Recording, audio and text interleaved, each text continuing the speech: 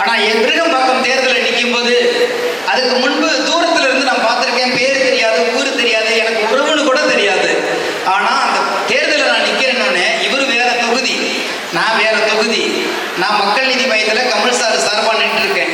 என்னை பேரை கேட்ட அடுத்த நாள் என் வீட்டை தேடி பிடிச்சி நாங்கள்லாம் இங்கே இருப்போம் என்ற நம்பிக்கை குடித்த மனிதர். அது எனக்கு 10,000 ஓட்டுக்கு சமம். எங்கேயோ ஓடி எங்கேயோ தஞ்சாவூர் மாவட்டத்தில் கரியப்பட்டியில் பிறந்தவன் சென்னையில் ஒரு 3000 பாட்டு எழுதுறதுக்கு பிறகு அரசியலில் களை எடுத்து வைக்கும்போது என் பேர் அறிவிக்கப்பட்டவுடன் என் மண்ணை சார்ந்தவன் ஒருவன் அடுத்த களத்துக்கு செல்கிறான். அவனுக்கு என்னால் முடிந்த நம்பிக்கை கொடுக்க வேண்டும் என்று இயர்லி மார்னிங் 7 மணிக்கு என் வீட்டை தட்டினார் ஓடி வந்து. அவ்வளவு அழகான உள்ளத்துக்கு சொந்தக்காரர், அவ்வளவு அழகான உள்ளத்துக்கு சொந்தக்காரர். இது எங்க உறவினர்லாம் சொல்லலைங்க, எனக்கு ஏற்பட்ட அனுபவத்தை சொல்றேன். ஏன்னா உறவுகளை மீறி உணர்வுகள் தான் இந்த உலகத்தில் ஜெயித்து கொண்டே இருக்கிறது. அந்த உணர்வுகள் தான் இவரை இவ்வளவு உறவுகளை சேர்த்து வைத்திருக்கிறது என்பதனால் அவரை நான் அடையாளப்படுத்த வேண்டியிருக்கிறது. நன்றி. நன்றி நன்றி. ஸோ ஒரு நிலம் இருக்கு, திருவள்ளூர்ல ஒரு நிலம் இருக்கு. என்ன சார் இருக்கு? நிலம், இடம் இருக்கு. எங்க கிட்ட இருக்கிறது தான் வழி இல்லைன்னா 1 ஏக்கர் நிலம் இருக்கு. வழி இல்லை. எங்க அப்பாவும் அண்ணன் என்ன சொல்றாங்க, அது வழி இல்லடா மணி வித்தலான்ட்டாங்க. பாதி ரேட்டுக்கு என்ன ரேட்டு போதும் அதுக்கு பாதி ரேட்டுக்கு இடத்தை கொடுத்துட்டோம். அவங்க 1 மாசத்துல ஃபுல் பேமெண்ட் கொடுத்து முடிக்கிறேன்னாங்க. ஃபுல் பேமெண்ட் 1 மாசம் கட்டி முடிக்கிறேன்னாங்க. 1 மாசம் 2 மாசம் ஆச்சு, 2 மாசம் 6 மாசம் ஆச்சு, 6 மாசம் 1 வருஷம் ஆச்சு, 1 வருஷம் 2 வருஷம் ஆச்சு, முடிக்கல. எனக்கு செம்ம கடுப்பாயிடுச்சு. என்னடா நீங்க வாங்க வேணாங்க, நீங்க நம்ம அவங்ககிட்ட விற்க வேணாங்க.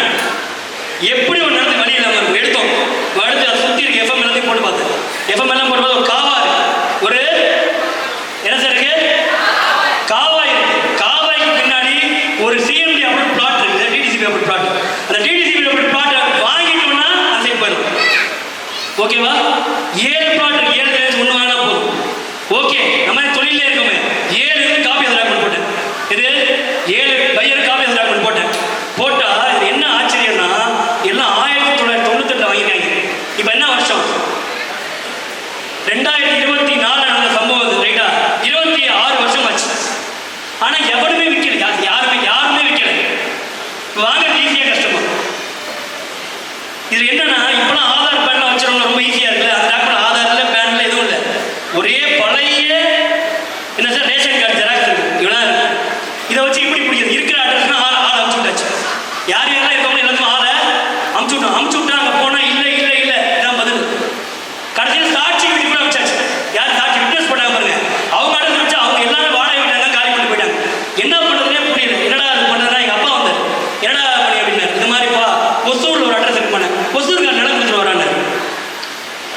தந்தை சொல்மிக்க மந்திரம் இல்லை. ரைட்டா இல்லையா? சரி ரைட்டு, எல்லாத்தையும் பார்த்தாச்சு. நானும் நம்ம தலைவன் அஜித்தும் கிளம்பி ஒசூர் போயிட்டோம்.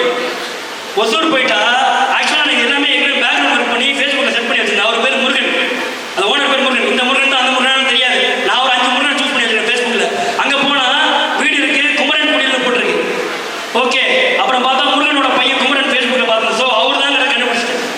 இப்போ அவரோட ஃபோன் நம்பர் நமக்கு வேணும். என்ன பண்ண, நம்மளோட மக்கள்கிட்ட யார் யாரெல்லாம் மியூச்சுவல் ஃப்ரெண்ட் இருக்காங்களோ எல்லாத்தையும் கனெக்ட் பண்ணேன். என் ஃப்ரெண்டு ஒரு பொண்ணு, என் ஃப்ரெண்டு கிடையாது, கிளாஸ் பண்ண ஒரு பொண்ணு. அது கூட நான் 4 வருஷம் பேசுறதே கிடையாது. அதுக்காக கால் பண்ணேன். என்னப்பா இந்த நம்பர் தெரியுமாப்பான்னு. அவங்களோட மருமகளை தெரியும், முருகனோட மருமகளை தான் அந்த பொண்ணுக்கு தெரியும். நான் வேணா வாங்கி தரேன். அதுக்கு பார்த்தா உதயாசனோட லிங்க் வந்துட்டு ஸ்ட்ரெயிட்டா அந்த நம்பரை யார் அந்த முருகனோட பையன், அவர் பேர் குமரன், குமரனோட நம்பர் வச்சிருந்தாங்க. குமரனோட நம்பரை வாங்கினேன். கதை புரியுதா இல்லையா? Okay okay. நான் பாட்டு ஃபாஸ்ட் ஃபார்வர்டில் கூட தான் கேட்டேன். குமரனோட நம்பர் வாங்கியாச்சு. வாங்கிட்டு கால் பண்ணால் 3 வாட்டி பண்ணி குமரன் ஃபோன் எடுக்கல. பக்குன்னு இருக்கு.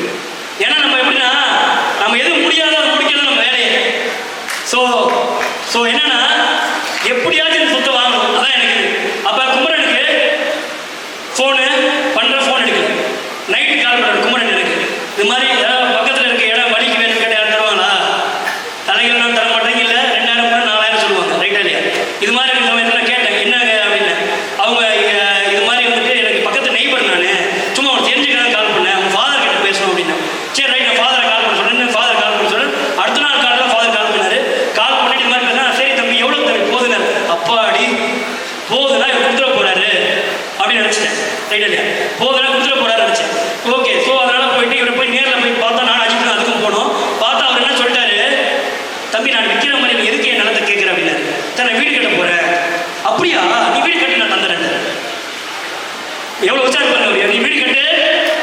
நிலத்தை தருகிறேன்ட்டாரு. இப்போ எப்படி பண்ணுறது எனக்கு ஒன்றுமே புரியல. கால் அடிச்சு, சார் நான் வீடெலாம் கட்டல, என் சொத்து இருக்கு, என்னை பார்த்துல வழி வேணும், நீங்கள் தரணும் சார், தாங்க சார், நான் வேணும் ஜாஸ்தியாக கூட நான் வேலை தரேன். இல்லை பாரு ஐடியா இல்லை பண்ண வச்சுட்டேன். எனக்கு இது என்ன புரிஞ்சுக்கிட்டா அவர் முருகன் பக்கம் புரிஞ்சுக்கிட்டேன். நான் என்ன டெய்லியும் பண்ணுவேன்னா அவருக்கு Murugan photo good morning message டெய்லியும் 3 மாதம் சாமியே கும்பிடாத மணிகண்ட சுப்பையன் ரைட்டா இல்லையா? 3 மாதம் டெய்லியும் Murugan photo good morning, Murugan photo good morning, Murugan photo good morning. முருகனே இறங்கிட்டா. கால் வருது எனக்கு. என்னப்பா தம்பி அது எப்படிப்பா? ஒரு 1000 ரூபா போதும், நீ 2000 கொடுத்துறியா? கொடுத்துறேன் sir. Done. Okay, registration ready பண்ணிட்டோம். அடுத்த நாள் காலை ரிஜிஸ்ட்ரேஷன் போகணும். முதல் நாள் கால் வருது குமரன் கிட்ட இருந்து, முருகனோட பையன் குமரன். அப்பாவை ட்ரிபிள் ஹாஸ்பிட்டல் அட்மிட் பண்ணிட்டோம் சார், ஹார்ட் அட்டாக். எனக்கே வந்துடும் போல இருக்கியா, எனக்கே வந்துடும் போல இருக்கியா அப்படின்னு. சரி ரைட், என்ன பண்றது அப்படின்ட்டு திரும்பியும் என்னடா முருகான்னு நினைச்சா. அப்புறம் தான் நம்ம யாரோட பையன், நம்ம யாரோட பையன் சார்? அதான் தைரியத்தையே தானாக உருவாக்கி உள்ள கிளியோட பையனா நம்ம. இதுக்கெல்லாம் நம்ம விழுந்துருவோமா என்ன? எப்பயுமே எனக்கு சோர்வா இருக்கும் ஒரு பாட்டு கேட்பேன், தப்பேதும் இல்லை நீ அப்ப எனக்கு பிள்ளைன்னு. அந்த பாட்டு கேட்கும்போது உங்களுக்கு வந்துடும் ரைட்டா இல்லையா? சரியா? ஸோ திரும்பி வந்துட்டு குட் மார்னிங். அடுத்த 2 மாதத்துக்கு 5 மாதம் ஆச்சு. ரைட்டு, வேற ஏதாச்சும் பண்ணுவோம் அப்படின்னு நினைக்கும் போது ஒரு கால் வருது. தம்பி நான் முருகன் பேசுகிறேன், என்னைக்கு ரீச் வச்சுட்டானு. முருகனே இறங்கி வந்துட்டான். ரைட்டா இல்லையா? அடுத்த நாள் வைக்கிறாங்க. அடுத்த நாள் போன ரீச் பண்ணிட்டு அந்த சொத்துக்கு வழி வந்து சொத்தோட மதிப்பு 3 மடங்கு ஏறிச்சு. 3 மடங்கு சார், 1 மடங்கு இல்லை, 3 மடங்கு ஏறிடுச்சு. நீங்க நினைச்சு பாருங்க சார். ஒரு வழி இல்லாத இடம், ஜாம்பவான் எங்க அப்பாவும் அண்ணனும் வழி இல்லைன்னு சொன்ன இடம். ரைட்டா? எதுவுமே தெரியாத மணிகண்ட சுப்பையனால இறங்கி வழி கண்டுபிடிக்க முடியுதுன்னா அங்க எது முக்கியமா இருக்கு சார்? உங்களோட முயற்சி முடியும் வரை நடக்கணும். உங்களுக்கு பணம் முக்கியம் தலைவரே, உங்க ஹெல்த் முக்கியம். அதை தாண்டி நீங்க எது எடுக்கிறீங்களோ அதை நடத்தி முடிக்கிற வரைக்கும் நம்மளோட வைராகியமும் நம்மளோட தெம்பும் நம்மளோட தைரியமும் நம்மளோட விடாமுயற்சியும் இருக்கணும் சார். இருப்போமா? இருக்கலாமா? ஓகே. ஸோ சிம்பிளா ஜெயிக்கிறதுக்கு இவ்வளவுதான் சார். எழுத நல்லா பார்த்துக்கோங்க.